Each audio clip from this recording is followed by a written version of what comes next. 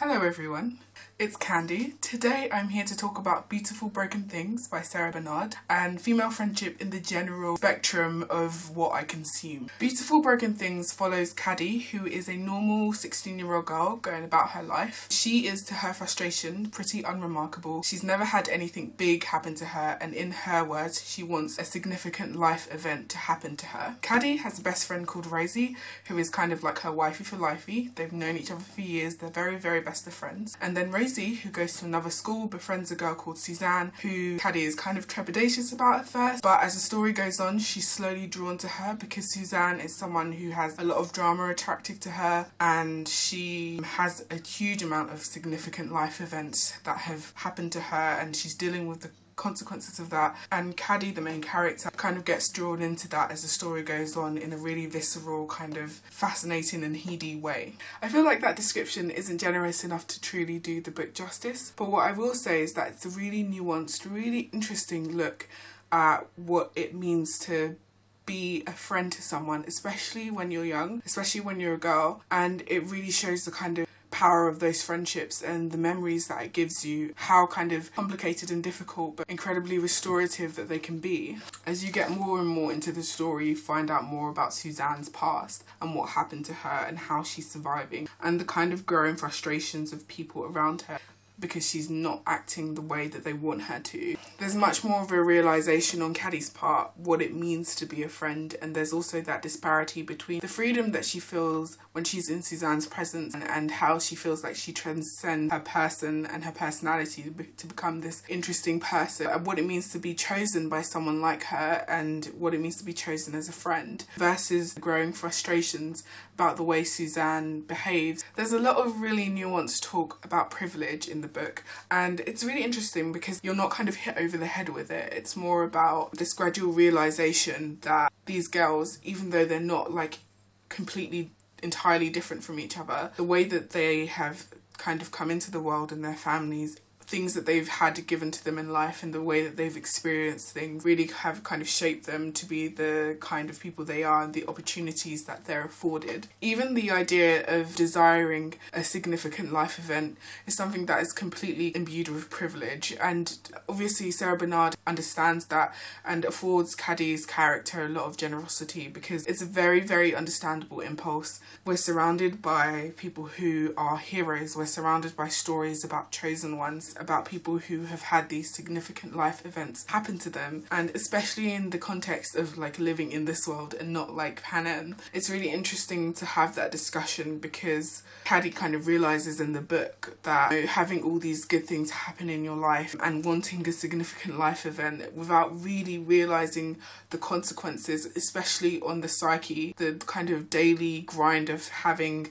different problems, she kind of comes to have a more complex understanding of what it means to have a significant life event happen to her, at least in the context that she's thinking of it like a death to the family or a problem or a mental health problem, and she comes to realise what that actually means. This book does a really good job of like generally nudging your expectations from a different place to where they were going. So the idea of Caddy being someone who can save Suzanne, nope.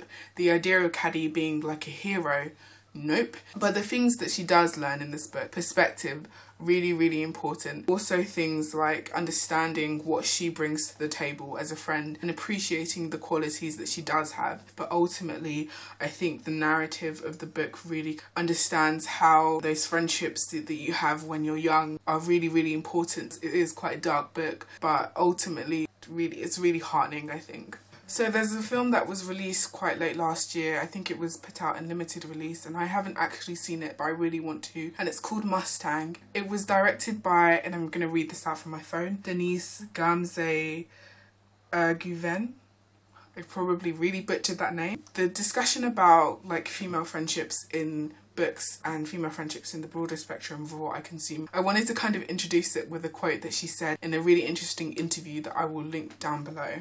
Forgive me, I'm going to read it out from my phone because I do really want to kind of get it right. There's something about the female experience that I always compare to New York. When you're not a New Yorker and you arrive in New York, you have the impression you grew up here because everything is familiar. You know the cabs, the sidewalks, the avenues, the buildings, the architecture, everything. You've seen New York in so many films throughout your life lifetime, and that's masculinity for me. And femininity is that place behind the mountain where you have a very bad road and no cameras have been there. And each time, every step of the way of a woman's life, I'm thinking, wow, no one ever told me this. And it goes on and on and on about the experience. So we're living things which are completely unexplored. Now, I know that quote covers like a broad spectrum of different topics, but I wanted to focus today on the topic of female friendships, and I just wanted to think about what that means to me. There's also a quote by David Nichols, I think in the afterword or foreword of his book Starter for 10, where he talks about how he's surprised by how little literature there is on university, particularly because it's such a transformative time in your life. And that's what I sometimes feel about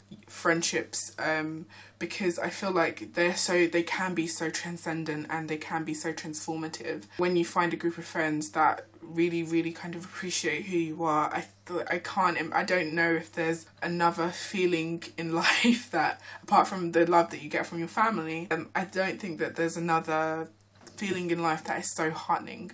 And you know, it's definitely the friends that I have really shaped me as a person and have really helped me affirm myself. I think it's a really interesting decision when writers do choose to write about whatever form it is, and they choose to write about friendship, whether it be friendship between men or friendship between women. I think it's a really interesting choice to do so, because it is something that is presented as kind of like the tapestry of many stories. Friendships are just there. They can be absolutely as transcendent and important, at least as important as romantic relationships, which are very well documented. And I love romance. I'm not gonna like shade romance, but friendships and all the things that it presents and all the nuances that can be explored in friendships, I think is really interesting literary topic to write about. And I love that Sarah Bernard did it in this really fantastic way. I also love that it's a young adult book set in the UK. UKYA, yay! So I'm kind of always looking for media that really kind of portrays friendships between women in a really realistic manner. And I know that a lot of really popular books and TV shows kind of portray female friendships, but I would love to hear from you, because that's something that I want to kind of get a lot more traction on in my reading. If you do have any more books about friendship, if you have any movies or TV shows to recommend, please let me know. This has been a really messy, rambly video, but thank you so much for watching. I really appreciate it. Please comment down below. Happy whatever day you're on. Have a great day, and thank you again for watching. Okay, bye.